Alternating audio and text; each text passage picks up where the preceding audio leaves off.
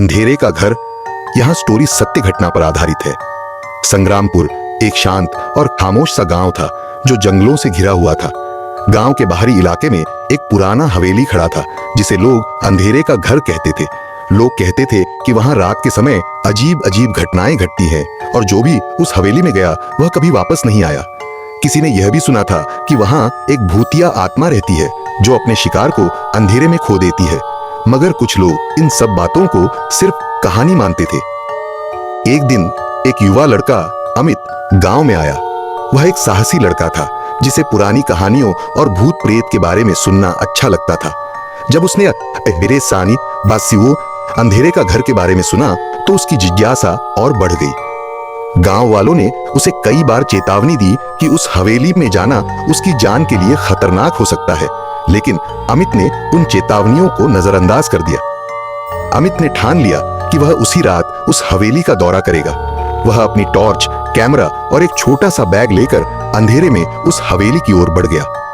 हवेली के पास पहुंचते ही अमित ने देखा कि हवेली का दरवाजा खड़ा हुआ था, जैसे कोई अंदर से बाहर निकलने की कोशिश कर रहा हो। उसने धीरे से दरवाजा खोला और अंदर दाखिल हुआ। हवेली के अंदर सन्नाटा था। चारों ओर धूल और मलबा बिखरा हुआ था। दीवारों पर जाले लगे थे और खिड़कियां बंद पड़ी थीं। अमित ने टॉर्च की रोशनी दीवारों पर डाली तो अचानक एक अजीब सी आवाज आई। वह आवाज एक भारी सांस की तरह लग रही थी। अमित ने घबराते हुए टॉर्च की रोशनी आवाज की दिशा में डाली, लेकिन कुछ भी दिखाई नहीं दिया।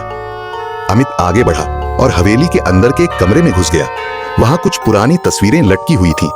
तस्वीरों में दिख रही महिलाओं के चेहरों पर अजीब सी मुस्कान थी। अमित ने एक तस्वीर को निकाला और देखा कि उस पर तारीख लिखी थी 18 जुलाई 1905। तस्वीर में एक सुंदर महिला थी, लेकिन उसकी आंखों की जगह खाली थी, जैसे वे आंखें कभी दिखती ही न हो। अमित को थोड़ा डर महसूस हुआ, लेकिन उसने तय किया कि वह आगे बढ़ेगा। वह कमरे से बाहर निकला और हवेली के दूसरे हिस्से की ओर बढ़ा। जैसे ही वह एक पुराने गहरे तहखाने के पास पहुंचा, उसने सुनी। आवाज फिर से आई, इस बार ज्यादा तेज और खौफनाक। तुम आ गए हो, अब तुम नहीं जा सकोगे। अमित ने घबराते हुए अपनी टॉर्च को तहखाने के दरवाजे पर डाला। अचानक दरवाजा अपने आप खुल गया और एक कटा फटा चेहरा सामने आया। वह चेहरा किसी महिला का था, लेकिन उसका चेहरा जला हुआ था और उसकी आंखें अंधेरे में पूरी तरह काली हो चुकी थीं। महिला ने धीमी आवाज में कहा, तुमने इस जगह को छेड़ा है, अब तुम्हें भुगतना होगा। अमित हड़बड़ी में पलटा और भागने की कोशिश की, लेकिन उसे महसूस हुआ कि हवेली का रास्ता अचानक बदल गया था। वह जहां से आया था वह रास्ता अब नहीं था। जैसे ही उसने और इधर उधर भागने की कोशिश की, चारों ओर से एक कटी फटी धुंधली परछाइयां उसे घेरने लगी। वह समझ गया कि हवेली के अंदर सब कुछ गलत था। वह दौड़ते हुए एक पुराने कमरे में छिपा, लेकिन वहां वह महिला फिर से सामने आई, इस बार और भी भयानक रूप में। उसकी त्वचा जल चुकी थी और उसके हाथों से खून टपक रहा था। तुम भाग नहीं सकते, तुम हमारे साथ रहोगे। महिला के चेहरे पर एक डरावनी मुस्कान थी और तभी वह धीरे धीरे अमित के पास आई। अमित चिल्लाया, लेकिन उसकी आवाज हवेली के दीवारों में गुम हो गई।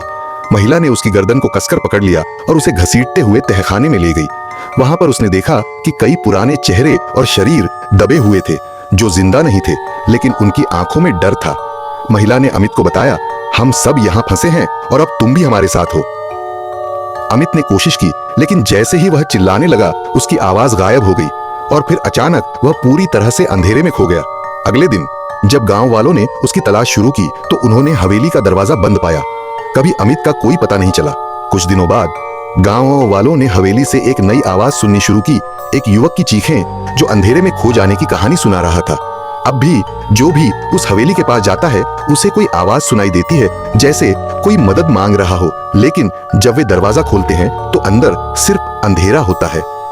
आज भी अगर आप कभी संग्रामपुर जाएं तो आपको अंधेरे का घर के पास से गुजरते वक्त कुछ अजीब सी आवाजें सुनाई दे सकती हैं और कोई भी वहां रात बिताने की हिम्मत नहीं करता। ऐसे ही हॉरर स्टोरी सुनने के लिए हमारे चैनल को सब्सक्राइब करिए